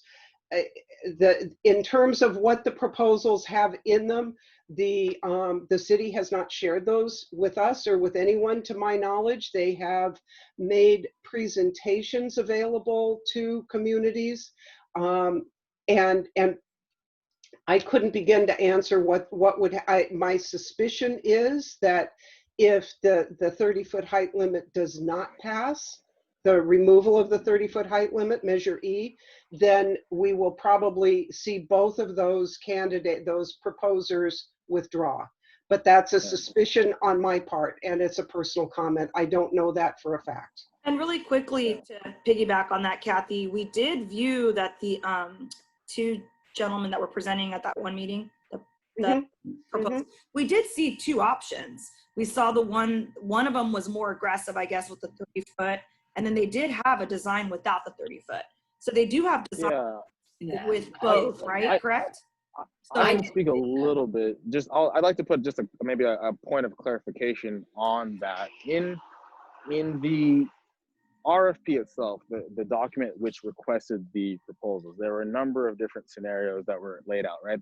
That document essentially presented a rubric by which the city made a list of demands that they would like to see from any developer, any potential developer of this city-owned property. And within that document, it articulated, it said, look, this is the current state of affairs, i.e.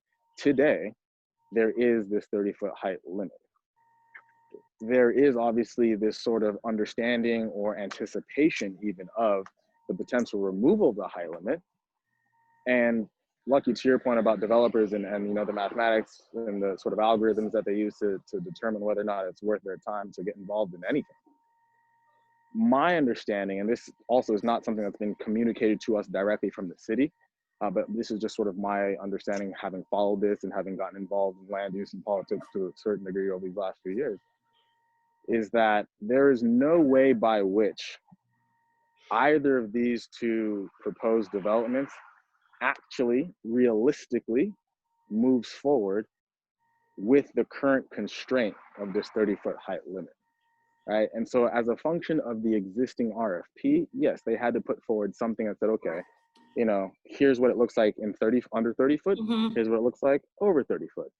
But I wouldn't go so far as to say that there are two plans, that there are two realistic options. I think we either have development or we have no development. And to the point of this entire conversation, we are looking for that revitalization, for that development, for that you know, activity to help sort of bring our little community up to where we like it to be. So that's part of why we're here advocating for the 30-foot height limit to be removed. But like I said, that effort and my role and Kathy's role in the effort to remove the 30-foot height limit is wholly and completely separate from the existing RFP. I pay very close attention to the RFP because it's clearly such a point of confusion and contention, and it is the one active project that is on the table at the moment. But the 30-foot height limit ballot measure, which we're now calling Measure E, has literally nothing to do with the project that is the sports arena redevelopment or any potential project going further forward in the event that that height limit was removed. Any project that would come forward or that could theoretically come forward after that height limit is theoretically removed would still be subject to all the same reviews, all the same procedures, all the same everything that projects are today. But the height limit ballot measure campaign, which Kathy and I are involved in, like I said, I'm stressing this as a, you know, I'm being repetitive, I realize that, because it's very important to me that we are very clear about the distinction between these two parties and these two efforts. That has nothing to do with our campaign itself. The arena redevelopment has nothing to do with our campaign for the height limit. Orla, do you have anything else? I do. I have comments. Well, I thank you guys for coming and presenting your position. I have to agree with Lucky. I'm against the 30-foot height limit. And I was at that city council meeting. I know you were there too, DK. I remember you speaking. Bree and Gomez both voted against it. Gomez, who is chair of city council, is not necessarily against raising the height limit, but she objected on a technical reason. And I think it's really important. And this is my words from that meeting. But it's a big deal, and it's a great transformation to this area, and there's a value aspect to this area. Somebody's going to make a lot of money here, and this is it's a huge issue. If current developers respond, they must respond to the restriction of 30 feet at this time. If they submit proposals above that, it is on them to go to the voters to request a change. So the whole way that this has come about by city council moving this forward, Gomez says it's immoral and concerning and not transparent having the city council bring that forward. And I have to say, I agree. If these guys want to develop that property, they should have brought that forward. Or the community wants to develop the property, you guys should have brought that forward. I've always taken the stand that Midway is Midway, and you guys know what's best for your community. And I still really believe that, guys. You know, because I'm in here fighting for the Peninsula and you guys are fighting for Midway, but I just really have to disagree on the 30 foot. I'm completely against it. And I think what's tried to happen is they're trying to push this through during a pandemic when we don't have really much of a chance to respond. And I also believe that it's a segue. And I think if they allow one exemption, and in the Peninsula, we don't like variations. We don't like exemptions, because if you allow one, then more exemptions are usually to come. And I believe if you give a mouse a cookie, they're going to want a glass of milk, and it goes from there. So That's my favorite. That is one of my favorite childhood books, and I it is. completely Laura, understand I understand the analogy, and I understand the concern. The only thing I'll look to sort of, just buttress my own comments earlier with is the fact that this process by which our community exempts itself from this 30-foot height limit has been an ongoing effort. Kathy, you can speak to the history and the timeline better than I can. I've only been involved in the community planning group for the last 2.5 years, but I've been a resident of this community for over 6 years. And when I moved here 6 years ago, it was very clear to me that this was a neighborhood that needed help. It was very clear to me that this was a neighborhood that was on the cusp of that redevelopment. It was not until a few years later when I started getting involved in the process that I understood the timeline and the timing of this entire effort, right? The Midway Community Plan update was approved by City Council in September of 2018. But the process by which the Midway Community Plan update initiated, Kathy, correct me if I'm wrong, my understanding is this was an 11-year process by which we said, look, here's what we want Midway to look like going forward. Here's where we have our challenges. Here's where we have our constraints. And when I say constraints, I don't just mean the 30-foot high limit. I mean freeways, I mean roads, I mean the existing layer of infrastructure. I mean everything that we have to deal with, everything that factors into a land use planning document, which is a community plan. Here's the lay of the land. And here's how we go forward. And unfortunately, for one reason or another, like I said, because of the mechanism by which this 30-foot height limit came into being 50 odd years ago in 1972, the only way that the height limit could be addressed was by a vote of the people. In the city of San Diego, according to the People's Ordinance, which is the city charter, there are two ways that a ballot measure qualifies for consideration by the public. You either do a citizens initiative or you go with a council-led initiative. And as I'm sure most of you who I get the sense you've been here longer than I have know, city council has shifted quite a bit over these last 10, 15, 20, 30, 40 years, right? The initiatives and the intent and the needs of our community, the San Diego community, the San Diego region, you look at the county at large, California, have shifted and evolved over the years. And so the simple reality is there is no other time at which this height limit issue in the Midway community planning area could have been addressed at scale in the entire community before this current cycle that we're now going into November of 2020. That has a lot to do with the failed leadership of the city. Look at the mayor's office over the last few years, and Kathy, you can jump in whenever, but there are a number of extenuating circumstances by which we find ourselves in today's scenario. And like I said, when you look around and you look at the current existence and the lay of the land today, there are only so many different options that you can take in order to achieve whatever ambitions you have. And so I'll just back up my statements with that. And like I said, I'll take a step back. And OB feels your pain. It took them 12 years to get their plan updated. So the whole process is, I feel your broken. pain. There's a lot that's broken. And that's why someone like myself, who's, a relatively young single guy, is involved in these things. I should be doing other things in my life, frankly. But I find myself doing these things. But yeah, I'll interrupt you for a minute. I just have to disagree. I think it should have been a citizens initiative, and it should not have come from city council. And Chairperson, I don't want to get in a long discussion about it. We're at 8 o'clock, and we have other things. We have to let a couple other people speak, but I believe it should have been a citizens initiative. We can debate it all day, and Council Chair Gomez believes it should have been a citizens initiative as well. Kathy? Well, the reason that Council President Gomez was concerned about it was the cost of paying for the ballot measure. It wasn't that that was, as I understand it, was her concern. I was in that meeting and she called it immoral. She can call it whatever my understanding of what her concern is that there was language in the RFP that differed. This is a citizens initiative from the standpoint that it was brought by the citizens of the community of Midway to the council, and we asked for help with this. And I understand that, you know, look, everybody's entitled to their opinions. I grew up in Point Loma. I hope to someday again live in Point Loma. My family had bought property and started a business in Midway in the early 60s. We have been in Midway for that entire period of time. So I am very sensitive to Peninsula, to Midway, to the Peninsula community. We have always stated publicly we want to be good neighbors. We are not trying to impose anything on anyone else.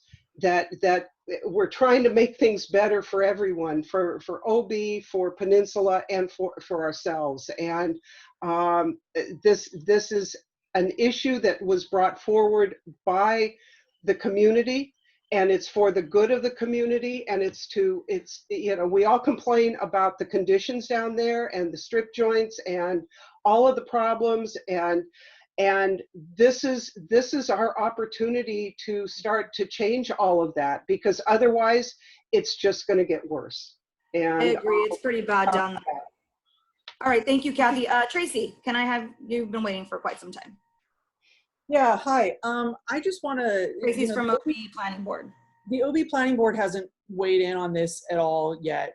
We don't really have any firm or definitive info. I can say that just by personal conversations, some of us are against it and some of us are for it. And, you know, I think that that's going to be the way it is for almost every community in this area. You know, we're all kind of split. On a personal level, I actually am 100% for it. I think that the 30-foot height limit has been a barrier to making that area a very livable area. Right now, all it is commercial space, and I think that it's terribly underrepresented by human beings. You know, I really believe that if we get mixed use in there and, you know, make the place look nice, that it won't be blighted. I mean, when I moved here over 20 years ago, the place still had hookers, you know? So, I mean, I've seen, we have less hookers, but now we have a huge transient population and the area is blighted. And I honestly believe that the only way we're going to be able to fix that is to, you know, let the developers get what they need to make it nicer. And yeah, somebody's going to make a lot of money. People are always making a lot of money off of this. So I appreciate what Kathy said about the development fees. You know, we can't do infrastructure unless we have development fees, and that makes perfect sense because I've heard that argument over and over again. And I completely understand that now that you've kind of said it and it hit home a little bit more. I'm going to ask the chair of the OB Planning Board if we could have you guys come to speak to us. I think that your opinion is very valid. We have a number of people who are using the slippery slope argument, which I have a gut reaction to a slippery slope argument as a fear-mongering tactic. And I don't like to think that things are 100% always going to happen. So, you know, just because it happens in one area doesn't mean that it's always going to happen or continue to happen somewhere else. And that's just, I think that that's a human reaction that we all think that something bad is going to continue to happen, and it doesn't always happen that way. And I also agree with the fact that this is it's a rule that was put on the ballot by the people, and it should be taken off the ballot or put on the ballot again or voted for by the people. And, you know, if the majority of the people think that the 30-foot height limit isn't really necessary in the Midway area, then so be it. That's the people's vote, you know? Vote. Yeah, so vote. And that's the thing, like, you know, we all come at it from different ways. And I know how I'm going to vote, and I know how other people are going to vote, and we just got to figure out who wins, and that's just the way it is. So anyways, I think I'm going to mention your group to Andrea, so she probably knows about it already, but I think it would be really valuable for you guys to come and talk in front of the board. Yep, and this is why I had them, come to this meeting, just so we can hear their side as well, their needs for their community, the community they live in, they breathe. So this is really important that we've got all the different angles here. Lucky, you've got your hand up. Yeah. First off, there's very clear criteria for what a citizen's initiative is. It goes through the signature signing process, and all of us knows what that is. This coming out of council is a circumvention of that process, and to call it a citizens initiative, in my opinion, is a misnomer. Also, we were talking about, I think previously this, weren't we talking about the possibility that the diff fees may go away completely? As I recall in our previous Kathy or DK? I don't know that I was present at one of your previous conversations when a conversation was had about the future of diff fees. My understanding is that they are not going anywhere, but like I said, I was not present at whatever conversation you made reference to. Earlier in our conversation at this meeting, we were going through some of the plans and some of the Senate bills and stuff that were being pushed forward, and it's a possibility that diff fees could be eliminated completely. Okay. That was, like I said, that was before I called in, but I mean, in under God's green earth, there's a number of possibilities that could manifest, and I don't know that this potential possibility that you're articulating has anything to do with the conversation we're having at the moment, frankly. Well, you guys were telling a while ago that one of the benefits of having the building there, all this massive construction, would be the diff fees that you would realize out of it, and there's a possibility that may actually not happen. But I still would go back to the point of view that if a builder can't build a building in this prime piece of real estate, and it is a prime piece of real estate in a lot of ways by its situation, it's going to be near the transit corridor, and it's got a lot of things going for it. But if you can't build a building like they're doing all over North Park, where you put retail on the bottom and you put 2 levels of residences above that for a 30-foot height limit, and they're making a fortune in North Park on it. So I think if the developers are telling you they can't do that, I would be disinclined to swallow any more of their Kool-Aid. Thank you, Lucky. Thank you. Community member Denise, you were waving your hand. Did you want? Okay. I have a question and a comment. A question with the 30-foot height limit. If this is something they really need, why aren't they at least telling us what the cap is? I mean, I think a lot of people would say, okay, well, the Midway District is more closed in, and so yes, maybe 30 foot above, but there's no cap. They're not saying how much they want. We don't want downtown in Midway. There's nothing addressing that. And the other thing is, they keep saying they're not a coastal community, yet they're right along the river. Anything that's being built there is going to drain into the river and does affect the view on the river and looking the other way across the river. So it is per se coastal community. So that's a misnomer. So that's my comment. Thank you. As far as the cap is concerned, there are limitations in the zoning that is in place for the entire community that limits the height of the buildings in a particular zone. We're not asking for anything that is any different than any other community in the city of San Diego that is outside of the 30-foot height limit. There's no other community that requires a limitation on it. It is limited by the zoning. And if you look at the zones that are prescribed in the community plan, you'll see that some of them are 60 feet, some of them are 70 feet. I can't get you to believe me, but I can tell you that it is not our intention to build another downtown. That has never been our intention. And we are not a coastal community. We are closed in by a freeway. Everything that is built these days is required to have runoff control. We're not allowed to run off into the rivers and drain into the rivers or the bays. That has to be all mitigated as part of development. Margaret, you're about to lose your quorum because I'm going to have to back out of this shortly. That's okay. And I'm going to wrap up quickly here because I have some important CPC stuff I need a vote on too. I know. So with that, with no further ado, I think we're good with Kathy and DK. I really appreciate your time. They do have a planning board meeting tomorrow at 3 p.m. where they'll provide more information as they get it. I don't think we need to take any action on this now. I'd like to go back to our Peninsula Community Planning Board as an informational item for the board, and they can decide at that point if they want to do anything. But I think we're good to go with just being this informational, and we can bring the feedback to the board if you guys are okay with that. Yes, that'd be great. Thank you for having us. Yeah, I really appreciate it. Again, we're here to support you with Midway District. So that's meant a lot that you could make it to this meeting and provide this information to the community. Thank you. Thank you. No, thank you for having us. Appreciate the time. Absolutely. Thank you. And we have Kathy and DK. We also have our Peninsula Community Planning Board meeting this Thursday at 6 p.m. Yeah, I plan to be there. Awesome. Thank you.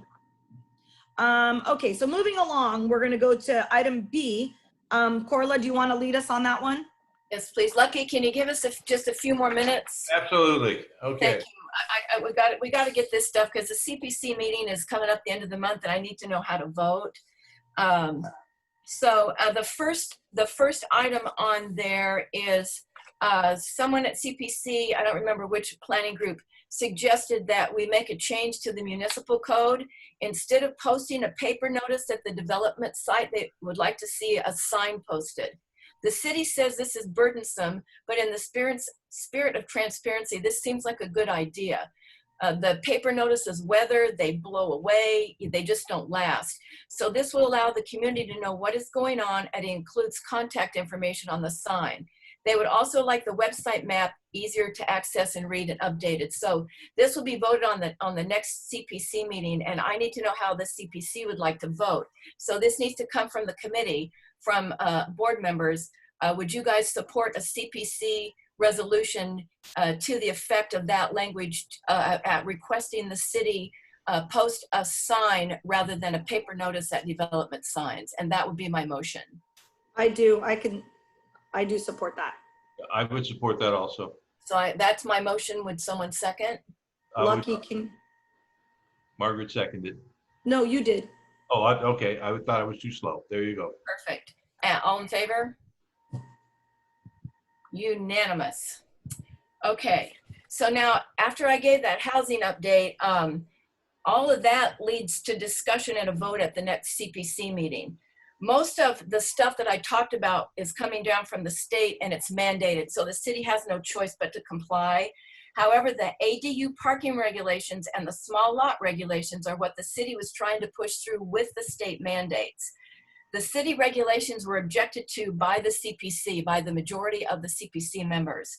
They were going to bring it up and discuss it, but the two issues I need to know is how the board felt about that. Now, I sent an email out with information from Laura Black about the city proposal. They do not want to require parking for ADUs or junior ADUs. They want to eliminate that. And I was completely against that because I'm the parking queen around here.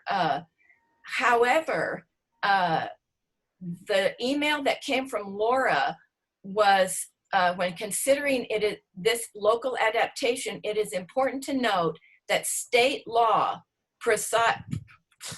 prohibits the city from requiring parking for ADUs within a half-mile of TPA, within a designated historic district, when it's part of a proposed or existing primary residence or accessory structure, or when on-street parking permits are required but not offered to the occupant, and when there is a car share vehicle within 1 block of the ADU. If the above don't apply, state law allows the city to require parking that does not exceed 1 space per ADU per bedroom. However, I think they've reduced that to 0.5 spots. That's all coming down in this housing element change. But due to the so here's the city's position. Due to the highly limited circumstance in which the city is allowed to require parking, the city is proposing to simply not require parking for ADUs. What do you guys think about that? Do we want to take a position on that? I mean, it sounds like it's a done deal to me. What do you guys think? I'm a parking stickler as well. I'm all about parking nightmares in our community and on the peninsula already. Well, Lucky, what do you think? as a transport from North Park, where parking is an absolute nightmare on my street. Yes. I really kind of, just as a rule of thumb, unless there's really some outstanding reason for it, would just not want to be associated with any reduction in parking at all. However, it sounds like that may be a moot point if it's mandated by the state. That may not have any value at all. They're going to, a state law supersedes city law, so that's going to happen. Okay, that's what I thought. So I got to figure out a way to allow me to vote at CPC. So we need a motion action item to present to the board. So I will, I'm going on the fly here. I will present this motion. Would the Peninsula Community Planning Board support the CPC position, which is extremely limited on requiring ADU parking due to state mandates? I'm okay with that. I'm good with that too. I think the wording's fine. Will you second that? I second it. Margaret, do you get that down, or will you get that down? Because I didn't write it down. It came out of my head. That's bad. That's bad. Yeah, I got it. That's bad for short-term memory people. And I also have this recorded so I could look back. Thank you. Yeah, will you write those up so that I can present Yes. how I said that? Because I Yes. didn't write it. Yeah, thank you. And so we need a vote. Okay. Now I got one more. Because that's a two-part kind of thing. It's a development incentives for small lots under 0.5 acres. Laura Black sent us the relevant sections. I'm a retired dental hygienist. I can't get that deep in it. You know what I'm saying? I didn't read all that. There's a lot of stuff, but and I'm not. That's why I wish Jim was here. I'm not super familiar with the small lot developments, but historical resource regulations would still apply. And see, the Secretary of the Interior standards apply to historic. Projects that didn't comply with the standards would be required to process a site development permit, which is an SDP is a process 4 with environmental review and mitigation. There's explicit language in new development incentives for small lot regulations that they cannot be used to deviate from the historical. So this is all about historical. It should be historical. So basically, because of this housing shortage, is how I read it, and we need 108,000 units in the next 10 years, which I think we're a little better off towards that than Cameron led us to believe. I think our numbers are a little bit better than that. But anyway, it looks like the city is only worried about the historical designations. So When I read that, I got that too. yeah, so how do you two feel about small lot development? Well, just as a perspective, an acre is roughly 45,000 square feet and change. So a half acre would be like half of that, what, 22,000? My lot is 1,000 or 100? 22,000? No, a full acre land is 45,000 square feet, roughly. So if we're talking about a half acre, let's just call it 22,000. Well, my lot that my house is built on is like a 5,000 square foot lot, which a lot of them are 50-foot frontage and 100-foot deep. So the lot size you're talking about is huge. I mean, that's like 8 times the size of mine. But that's under 0.5. It's under. So that means that these little bitty things they could do, like, you know, little tiny small lots. Well, and is where the problem comes in, is if it doesn't delineate how small can the lots be. Does it say that? Under 0.5, that means it could be anything under that. So that means it could be really tiny. And I've seen proposals for that, like somewhere they want to do it's not in this city, tiny homes for veterans villages and stuff like that, but they want to use every square inch of land. So we're talking about really small lots. We just don't have a lot of information. I don't like tiny lots, lot splitting. If you make parcels too small, it really becomes problematic with the quality of the homes you're going to get on it. I agree. Okay, so how should we proceed with that? Because there's going to be a vote on that small lot development. I don't know how CPC is going to go because they were all going back to present to their committees and their boards. I think maybe we might want to some kind of motion so we can discuss it and take action at the board meeting, but maybe get more input there. I would definitely do that. A similar motion as before, that you'll take this to the board on this specific item for board action. Okay, well here let me try this. Get ready. Here we go. I'd like to move that the Long Range Planning Committee would like to move forward the small lot development issue to the board for further discussion. Yes. To take action on a vote coming up at the CPC meeting. Yes. So I know how to vote to represent the planning board. What is a CPC meeting, if I might ask? It's a community planners committee. It's all the planning. I know what it is. I've been a member on it before, but it's August 25th at 6 o'clock, and it's a Zoom. It's all on the city website. Okay, super. So I would second the motion you had as read. Okay, all in favor? Are we voting, Margaret? Yeah, well, see, I think all this stuff needs to, it's going to come up, and I don't want to vote. I did vote. I took a vote, and I'll tell the board this next week. Let me see what I voted on. Because all of this stuff that we discuss here or propose or anything has to go to the board for final. Absolutely.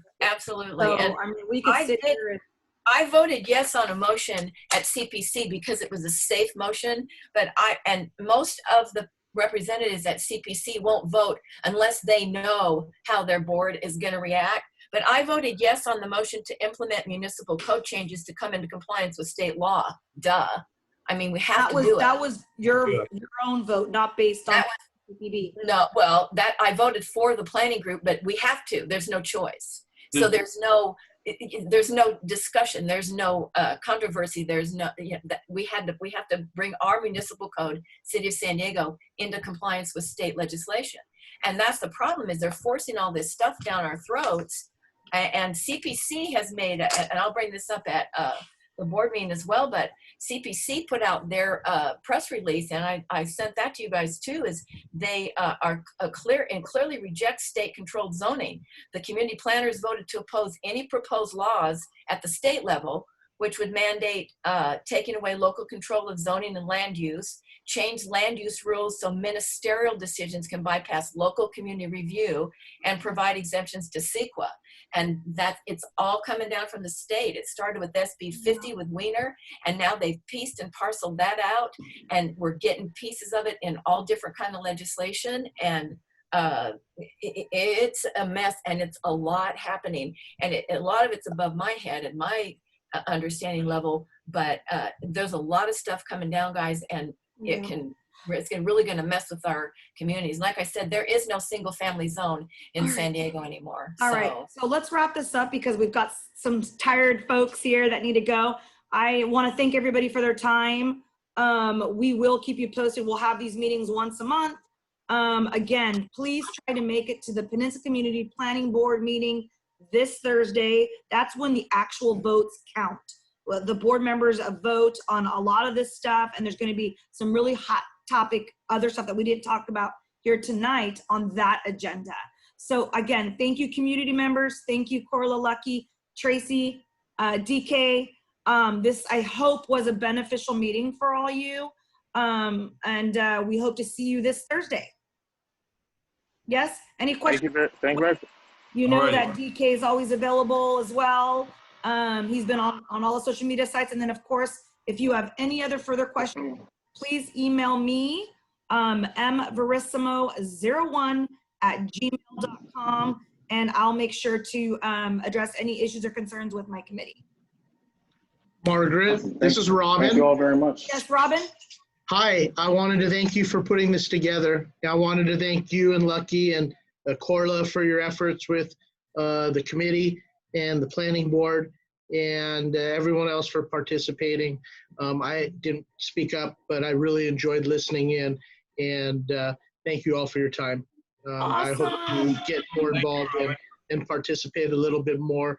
I'm a 50-year resident of Point Loma, born and raised, served City of San Diego and many other functions. So I want to thank you all for being so, involved. Everything I've heard tonight is really positive, because it just shows how concerned and aware the community really is, our community.